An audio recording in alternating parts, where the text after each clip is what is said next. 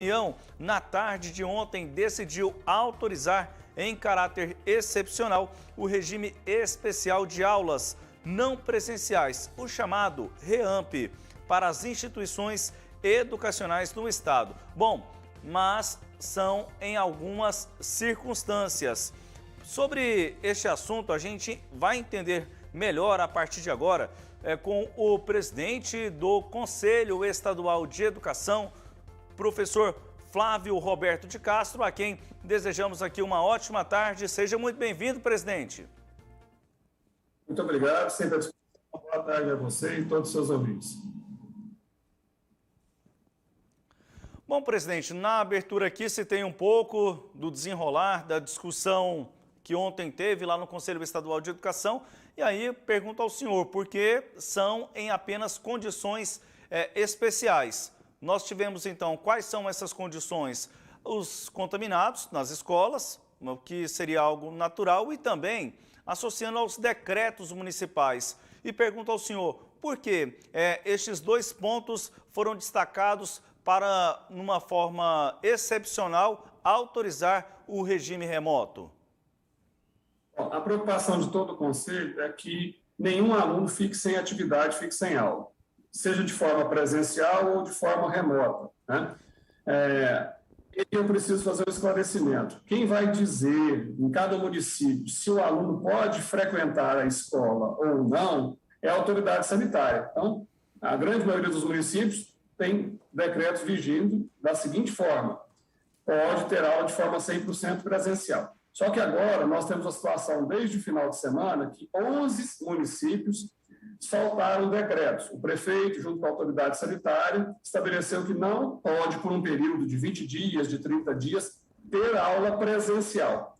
Com isso, então, esses alunos ficariam sem nenhuma atividade. O que o Conselho fez? Para esses alunos, nesse período em que tem decreto nesses municípios, para as escolas autorizadas pelo Conselho Estadual de Educação, é possível, então, trabalhar com as aulas remotas, ou um regime especial de aulas não presenciais.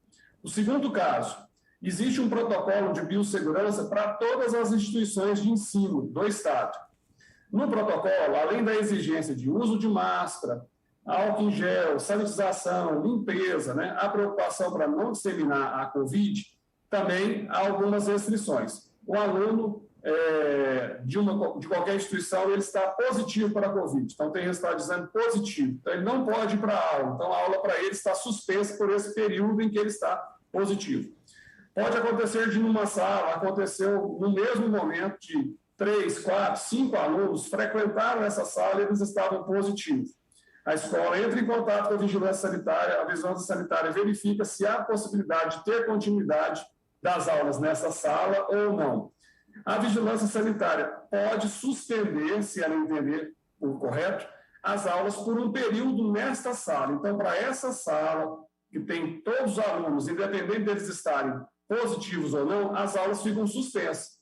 Então, para esses alunos que tiveram aulas suspensas, então, é permitido que a escola trabalhe com as aulas remotas, para que os alunos não fiquem sem atividades, né, sem aulas, e essas aulas têm valor pedagógico, são autorizadas e os alunos têm frequência. Professor, e nesse aspecto, essa resolução vale para todos os níveis de instituições de ensino, o ensino básico, o ensino médio, o ensino superior, para todos os níveis de ensino aqui no estado de Goiás? A todas as escolas que são autorizadas ao sistema educativo do estado de Goiás. Aí tem uma situação. O Conselho Estadual de Educação ele é responsável por autorizar as escolas de ensino fundamental, ensino médio e 6 instituições de ensino superior, dentre elas a Universidade Estadual de Goiás, a Universidade de Rio Verde, são aquelas ditas municipais. Para as escolas dos municípios, elas são vinculadas às secretarias municipais. Então, nos municípios que têm conselho municipal, quem autoriza as escolas da educação infantil ou privadas e as escolas da Secretaria Municipal de Educação são os conselhos municipais. Só no município que não tem conselho municipal, então essas escolas ficam sobre a autorização, né, a jurisdição do Conselho Estadual de Educação.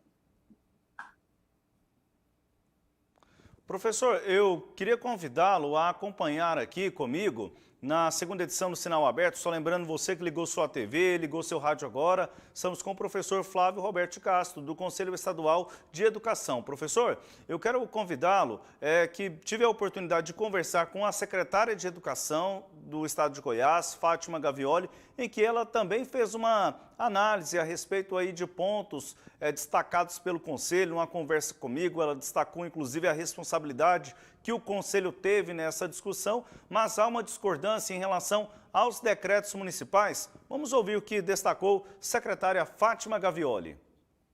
Ela está dentro das expectativas do planejamento da Secretaria de Educação. Os meninos, as crianças, né, os nossos estudantes voltaram com aquele senso de responsabilidade com ele e com o colega. Eles estão, sim, realmente sendo extremamente responsáveis em relação ao uso da máscara, o uso do álcool gel. A maioria das crianças, embora a escola tenha o álcool, elas trazem um vidrinho de álcool na bolsa. Os pais estão sendo muito parceiros da escola.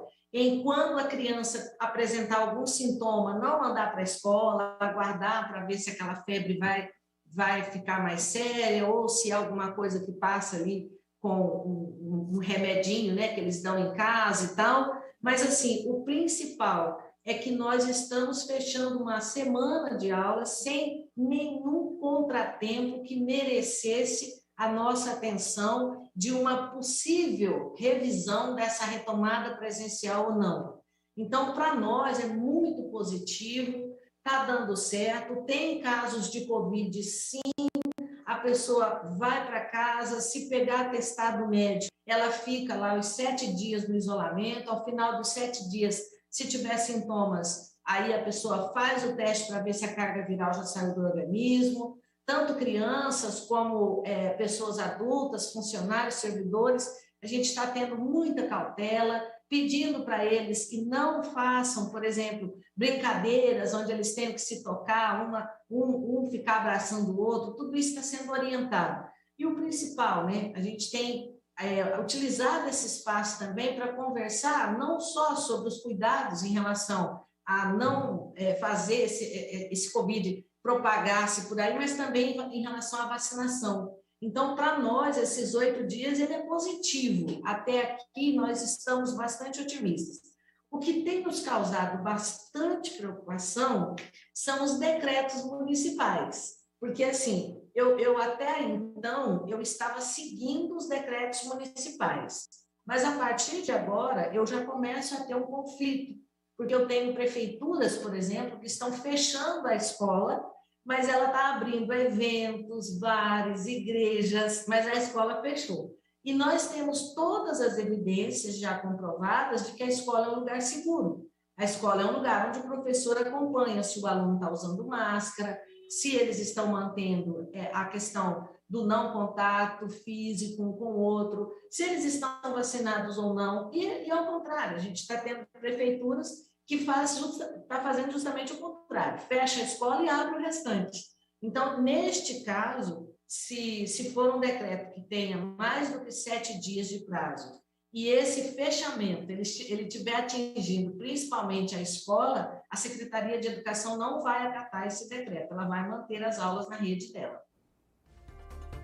Está aí, então, a secretária Fátima Gavioli, professor Flávio, fazendo uma avaliação do ponto de vista de gestão dela.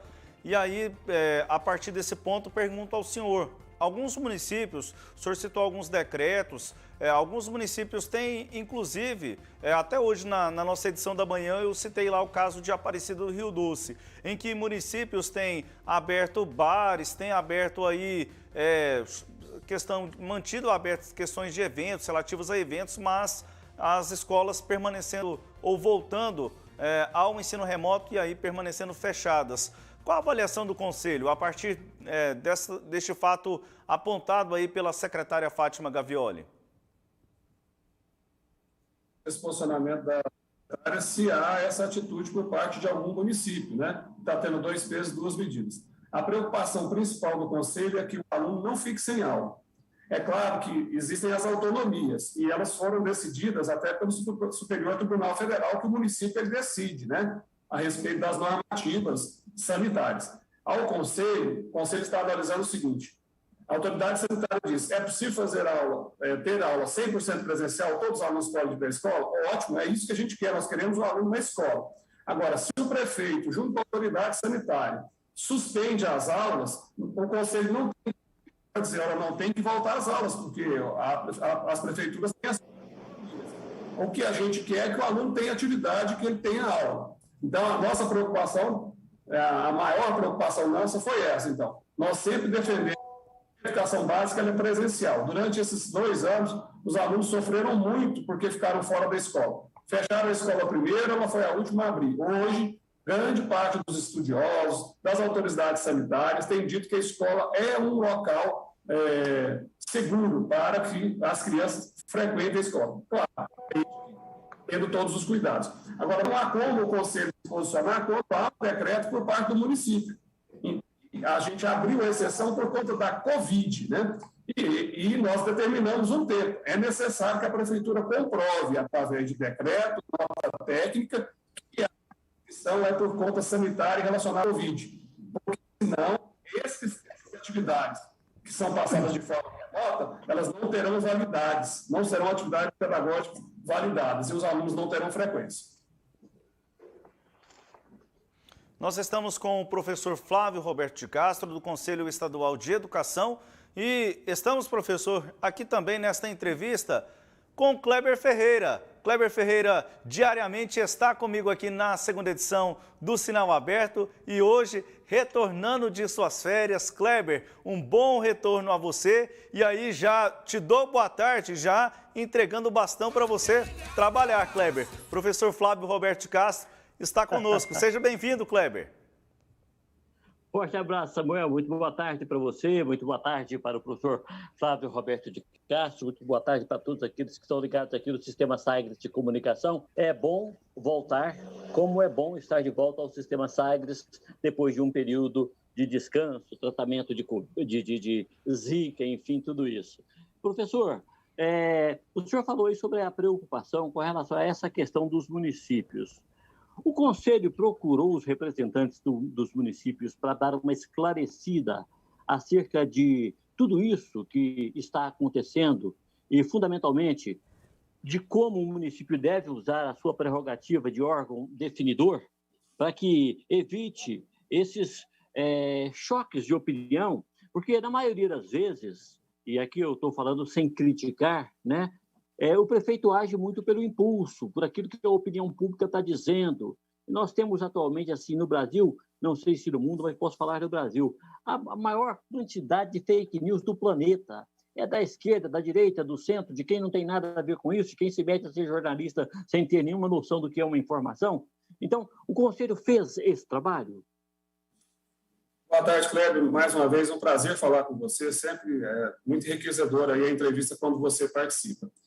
O Conselho foi muito questionado nessa volta às aulas de qual posicionamento que ele teria. A primeira atitude que o Conselho Estadual de Educação tomou, encaminhou um ofício ao secretário estadual de saúde e perguntou a ele se era possível ter aula presencial. Ele respondeu dizendo, pelo Estado, que ele entendia que era possível ter aula presencial, que a escola é um local seguro. E ele falou isso em entrevistas na Sagres e em outros canais. Depois disso, na proximidade das aulas, alguns prefeitos, então, soltaram decretos suspendendo as aulas presenciais. O Conselho simultaneamente passou a semana inteira e aí começou a receber pedidos dos prefeitos de que eles queriam dar aula remota. Ora, se chega no Conselho o decreto com a nota técnica do secretário de saúde do município, dizendo que não é possível dar aula, então, para nós do Conselho, os alunos ficarão sem aula, porque a escola não estará aberta. A única coisa que compete ao Conselho está dentro da atribuição dele. Olha, então, para esse período, seguindo essas regras, então, nós vamos abrir a exceção, um caso excepcional, para esse período que o senhor está dizendo, né, de 15 dias, de 20 dias, né, que se dê aulas remotas. E mesmo assim, preocupando e conclamando a população desse município que realmente verifique se não tem a condição ou porque é outro motivo. Nós não temos condição de obrigar a escola, em um município ou outro, o Conselho, que ela funcione. E nós temos que defender o direito ao aluno de ter aula. dentro da autonomia que é da competência do Conselho, foi isso que nós fizemos. Tá certo. Agora, algum caso pode ser reversível, esclarecendo o prefeito, porque o ano passado a gente já não teve aula a rigor. A qualidade da aula remota, o próprio professor tem dito isso, né? Não somos nós que formamos a opinião pública. Olha, a aula remota não é boa, não tem como o aluno ter um bom aproveitamento, nós não estávamos preparados para isso, nós não temos treinamento para isso, nós não temos equipamento para isso, enfim. Naquele momento, a improvisação, o professor fez o que ele pôde, fez com muita boa vontade. Agora, conscientizando nós da imprensa, o próprio Conselho, a Secretaria Estadual de Saúde, de Educação, que está preocupada, o senhor acha que é possível reverter essa situação? Ou nós vamos chegar no final do ano novamente com essa questão? Essa autorização de aulas remotas ela foi dada por um período só, né? Então, o município que tem decreto maior é de 30 dias. E, caso o Conselho entenda daqui a 20, 30 dias que não há mais a necessidade, ele pode revogar essa resolução. Agora, objetivamente, respondendo a sua pergunta, eu fui muito criticado, porque eu sou presidente de um colegiado que tem 27 conselheiros. E eu fui à televisão e todos que me perguntaram sobre aulas presenciais. Eu falei, a autoridade sanitária dizendo que é possível, eu sou defensor da aula presencial. Eu sei, porque eu sou professor, não há lugar onde se trabalha melhor a questão da disciplina, das regras. E principalmente para aquelas crianças, você já disse, acho que isso aqui tem menos condição. A escola, além da questão da escolarização, todos nós sabemos, ela cumpre uma função social, uma rede de proteção. Todos os pais estão trabalhando, as crianças ficam sozinhas em casa, poderiam estar na escola, sendo assistidas, tem alimentação, tem a rede de proteção, tem o olhar da escola. Então, a preocupação maior do Conselho são com essas crianças que não têm condição, porque aqueles que são filhos, tem pais que têm uma condição financeira melhor, eles vão ter os recursos todos para ter aula remota quando não é possível. Né? Então, eles ficam menos prejudicados, o pai pode arrumar um professor particular. Mas a maioria da nossa sociedade, né? Principalmente a educação infantil, que há necessidade, seja do pai, da mãe, ou até mesmo do irmão que tem mais de 15 anos, que vai para o trabalho para a subsistência. E a escola, ela é um amparo para essa criança. Então, essa defesa, eu entendo, com todas as dificuldades que uma unidade de ensino ou outra pode ter, a escola ainda é um ambiente que a gente está monitorando, sabe quem está na escola. E as crianças, os alunos têm dado um show, né? Eles estão com máscara, até naquele momento, lá atrás, em 2020, a preocupação que eles iam se abraçar, então, eles são mais novos, eles aprendem com as regras muito mais novas, muito mais rápido que a gente. Um exemplo é quando nós estamos andando com o nosso filho no carro, seja de 10, de 12 anos, e a gente não cumpre com alguma regra do trânsito, e eles chamam a atenção. Né? Isso acontece muito, para num lugar que não pode, ou não está na velocidade que é correta. Então, as crianças, por essência, elas fazem isso. Então, eu, enquanto presidente do Conselho, e todos os conselheiros, nossa preocupação é que tenha aula, e que, se possível, tenha aula presencial. Então, aproveito a audiência de vocês, a responsabilidade dos prefeitos. É importante que eles resolvam essa situação, né, que deem condições. O porquê que o secretário de Saúde disse que não pode ter, num município ou outro, a condição de aula, mas tem outros lugares que estão abertos. Ora, comparar eventos, festas, bares, e outras situações com a escola, isso me preocupa muito. Como é que vai ter aula na escola? Ora, todo mundo está andando na cidade, nos outros municípios, está vendo como as pessoas se comportam. Vá dentro de uma escola, verifique o trabalho excepcional por parte dos professores, né? Tanto que os professores sofreram, né, nessa época. Então, realmente, você tem razão, Kleber, e eu faço um apelo. Dentro das limitações que o Conselho Estadual de Educação tem, gostaria eu que o Conselho Estadual de Educação pudesse ser integral ou não, mas aí é uma questão do município, né? E a gente precisa respeitar esse ordenamento jurídico nosso. Pois é, e aí a gente faz o apelo para o prefeito, né? Uma das poucas esperanças que o país tem de ter uma sociedade mais madura e mais preparada é a escola. Só vai mudar esse país através da escola. Prefeito, tenha consciência. Tem prefeito comparando a volta às aulas à realização de carnaval. São situações muito diferentes, prefeito. Carnaval é uma festa onde todo mundo se esbalda. A escola tem regras, os professores vão fazer cumprir as regras. E a escola é necessária, o carnaval passa-se muito bem sem ele. Então, por favor, volte às aulas aí do seu município. Você que ainda está resistente a este retorno às aulas. Converse com o seu secretário de saúde, com o Conselho Estadual de Educação e dê a oportunidade dessas crianças para não perder mais um ano, prefeito. Este é o meu apelo. Samuel, é com você. Professor Flávio Roberto, muito obrigado pela entrevista aqui à Sagres. Até uma próxima oportunidade com a gente. Bom trabalho ao senhor. Muito obrigado, eu agradeço em nome do Conselho, sempre participando nesse momento, nesse horário com vocês, que é um programa esclarecedor, né? Dois entrevistadores que a gente tem vontade de ficar conversando por mais tempo, porque dão oportunidade para que a gente possa